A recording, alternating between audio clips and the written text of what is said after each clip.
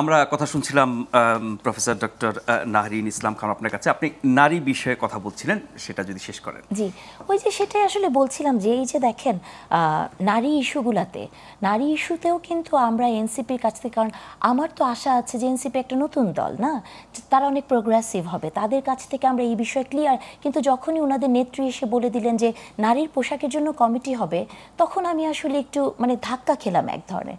আসলে হয়েছে কি দেখেন, পোশাকের স্বাধীনতা খর্ব করা, অফকোর্স আমি তো তাই মনে করি। কারণ হচ্ছে যে একজন নারী কি পড়বে, তার ডিসিশন কি হবে। আমি কি বিশ্বাস করি জানেন, বাংলাদেশের সমস্যা কি হয়েছে, বাংলাদেশে নারীবাদী একটা গালি হয়ে গেছে।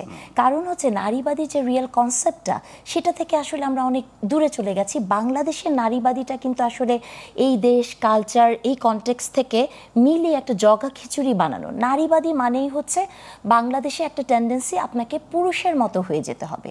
কিন্তু আমি বিশ্বাস করি যে একজন নারী মানে হিজাব করে চরম নারীবাদী হতে পারেন, একজন পুরুষ আলখাল্লা পরে অনেক বড় দাড়ি রেখে নারীবাদী হতে পারেন, একজন নারী মিনিস্কার্ট পরেও নারীবাদী হতে পারে। তো এই যে কনসেপ্টগুলোর মধ্যে ধারণার যে ভুলগুলো এখানে আছে এই সোসাইটিতে, যে আপনি যখনই আপনি মানে বাংলাদেশের সোসাইটিতে নারীকে আপনি কেমন করে দেখেন, এটার জন্য কোনো সোশ্যাল সায়েন্সের রিসার্চের দরকার নাই। আপনি জাস্ট অনুষ্ঠানের পরে কমেন্ট সেক্টরটাতে যাবেন, আপনি ওই সেকশনে যে কমেন্টগুলো শুধু পড়বেন, আজকে দেখবেন যে টার্গেট হবে শুধু আমি। হ্যাঁ, এই যে জঘন্য ভাষাগুলো লেখা হয় নারীর জন্য, বা আপনি দেখেছেন কয়েকদিন আগে ঢাকা বিশ্ববিদ্যালয়ে কি একটা ঘটনা ঘটেছে, হ্যাঁ, যে এই যে শব্দের ব্যবহার নারীর জন্য হয়, এই জায়গাগুলো আপনি কি মনে করেন যে যারা এগুলো লেখেন তারা দাবি করেন যে তারা ধর্মের প্রতি বিশ্বাস রেখে? সামাজিক মাধ্যমে এই মানুষগুলো কি বাংলাদেশের সংখ্যাগরিষ্ঠ মানুষকে প্রতিনিধিত্ব করে না? সংখ্যাগরিষ্ঠ মানুষকে এখন দেখেন যে সিচুয়েশনের মধ্যে দিয়ে যাচ্ছি, তাই তো মানে মনে হচ্ছে সংখ্যা গরিষ্ঠ মানুষকে প্রতিনিধিত্ব না করলেও তাদের ভয়েসটা কিন্তু আসলে খুব নরম নয়। এবং যে ঘটনাটা ঢাকা বিশ্ববিদ্যালয়ে ঘটেছে, আপনি কি মনে করেন না যে আপনি যদি রিয়েলি ইসলামের ফলোয়ার হন, আপনি যদি রিয়েলি ধর্মটাকে ভালোবাসেন, ইসলাম তো পুরুষকেও চোখের পর্দা করতে বলেছে, তাহলে একজন নারী যাই করুক না কেন, আপনার যদি চোখের পর্দা থাকে, তাহলে আপনি কেন নারীকে ওই চোখে দেখবেন? এই যে নারী বিদ্বেষী অবস্থান, সেটা সামাজিক মাধ্যমে হোক, সমাজে হোক, বা যে কোনো জায়গায় হোক, এটি তো আমাদের দেশে বরাবরই ছিল। সাম্প্রতিককালে কি এর প্রবণতা বেড়েছে? একটু মনে হচ্ছে, মানে এটা তো ধরেন সব সময় ছিল, এটা ঠিক আছে, কিন্তু এখন যেটা হয়েছে যে আমি তো ভেবেছিলাম জুলাইয়ের পরে সিচুয়েশন অন্যরকম হবে, কিন্তু জুলাইয়ের পরে যেটা হয়েছে যে যার ইচ্ছা যা খুশি তাই বলা যাচ্ছে, স্বাধীনতার সুযোগ নিয়ে। হ্যাঁ, মানে এটা স্বাধীনতার ওই যে বলে না যে স্বাধীনতা পেলে আসলে হয়েছে কি, এদেশের মানুষ আসলে এত বছর একটা সাপ্রেশনের মধ্যে ছিল, তো এখন মনে করছে যে যা বলা যায়। যেমন দেখেন গত সপ্তাহে আমি একজন দেখলাম যে একটা পুলিশ অফিসার খুব ইন্টারেস্টিং একটা কথা বলেছে ঢাকা কলেজের মারামারিকে নিয়ে। বলেছে যে ওনারা যে কেন মারামারি করে সেটা আল্লাহই জানেন। হ্যাঁ, এবং এই যে দেখেন রুটিন করে প্রতি সপ্তাহে নাকি মানে একটা ঠিক সময় মারামারি লাগে। হ্যাঁ, তাহলে এই যে ঘটনাগুলো বা কিছু হলো, আমি তো ভেবেছিলাম যে এই জুলাইয়ের পরে আমাকে আর রাস্তা ব্লক দেখতে হবে না, আমাকে কখনো, আমি কখনো তিতুমির কলেজের কাছে এটা আশা করিনি। আজকেও ঢাকা কলেজ সিটি কলেজ মারামারি হয়েছে, এটা একটা রুটিন হয়ে গেছে। তারপরে দেখেন এই যে অস্থিরতা, যখন তখন যে না সে খুশি মব কালচার করছে, রাস্তায় নেমে যাচ্ছে, আন্দোলন করছে, রাস্তা আটকে দিচ্ছে, যে খুশি যাকে আক্রমণ করছে, এই যে সামাজিক অস্থিরতা, এটা এই অভ্যুত্থান পরবর্তী বাস্তবতা কেন হলো? অভ্যুত্থান পরবর্তী বাস্তবতা আগে তো কি ছিল? আগে তো বাংলাদেশে ধরেন লিখিত বা অলিখিতভাবে মানে 95% মানুষই আওয়ামী লীগ এবং ছাত্রলীগ ছিল। হ্যাঁ, সে বিশ্বাস করুক আর না করুক, তাকে ওই ছায়াতলে থাকতে হয়েছে। তো তাদের ঘরানার কাজগুলা হতো।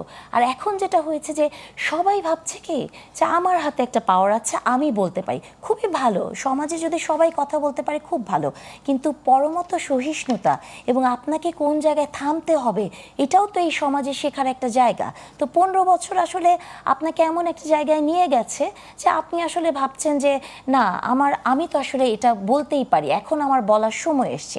আরেকটা কথা যেটা আমি প্রচন্ড চাপের বিস্ফোরণ বা মানে না পেতে পেতে হয় না, মরুভূমিতে এক ফোঁটা পানি পড়লে কি হবে, সাথে সাথে উধাও হয়ে যাবে পানিটা, তাই না? ওই অবস্থা হয়েছে। তবে ওই প্রসঙ্গে আমি একটা কথা বলতে চাই, একটু ডিফারেন্ট প্রসঙ্গে চলে গিয়েছিলাম, নারী রিলেটেড। আপনি দেখেন আসিয়ার কথা, কত কিছু শুনলাম আমরা না, কতদিনে যেন বিচার হবে বলেন তো? আমি তো এখন টাইম কাউন্ট করতে ভুলে গেছি।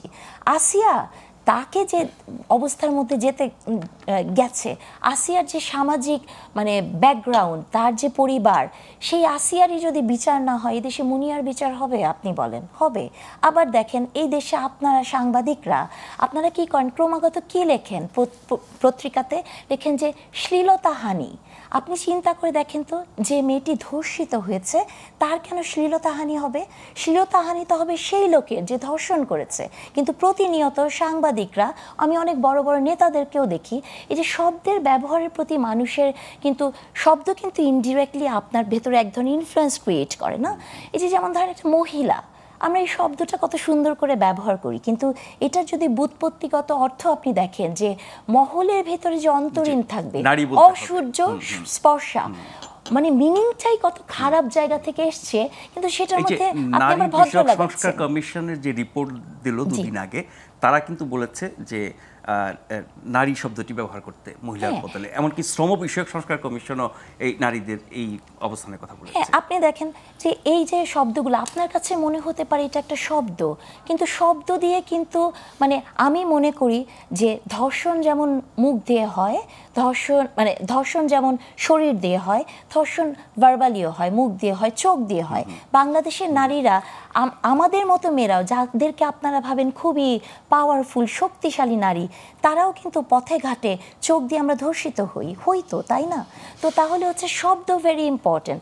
এটা আমি মনে করি যে বাংলাদেশে এটি রিয়েলি, এটা আপনাদেরকে জার্নালিস্টদেরকে এবং আমরা যারা মিডিয়াতে কথা বলি সচেতনভাবে শব্দের ব্যবহার করতে হবে। এই অভ্যুত্থানের পরে যে নতুন বাংলাদেশের কথা আমরা বলছি, যার কারণে অনেক কিছু পরিবর্তন করার কথা বলছি, সংস্কার প্রক্রিয়ার মধ্যে আমরা আছি, সেখানে মনে হয় যে সংবিধান, রাষ্ট্র কাঠামো, আইন বিভাগ, শাসন বিভাগ, বিচার বিভাগ বা বিভিন্ন প্রাতিষ্ঠানিক সংস্কার, সেগুলোর মধ্যে আমরা বেশি মনোযোগী হচ্ছি। দৈনন্দিন জীবনে আমাদের যে সমস্যাগুলো, সেগুলোতে আমরা কম মনোযোগ দিচ্ছি। এখানে শুধু খালি একটু আমি আরেকটা জিনিস অ্যাড করতে চাই, যে শব্দ নিয়ে যখন কথা বললাম, দেখুন আমাদের যে সাংস্কৃতিক উপদেষ্টা, আমি একদম সরাসরি বলতে চাই যে এই যে আমাদের মিডিয়াতে শব্দের যে এত মানে বিকৃতি হয়েছে, এটা কিন্তু উনার হাত দিয়ে হয়েছে। হ্যাঁ, আমরা কিন্তু তার আগে প্রমিত বাংলা ব্যবহার করতাম। আপনি দেখবেন আজকে যে আমি এখানে শুদ্ধ ভাষায় কথা বলছি না, আমাকে ট্রল করবে। মানে আপনি শুদ্ধ বাংলায় কথা বলতে পারছেন, এটাও একটা ট্রলিং হয় এখন।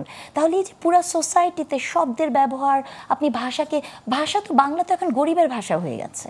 তো এগুলোর দিকে তো আমাদের দৃষ্টি দেওয়া দরকার। শুধু নির্বাচন আর সংস্কার নয়, এটাও সংস্কার।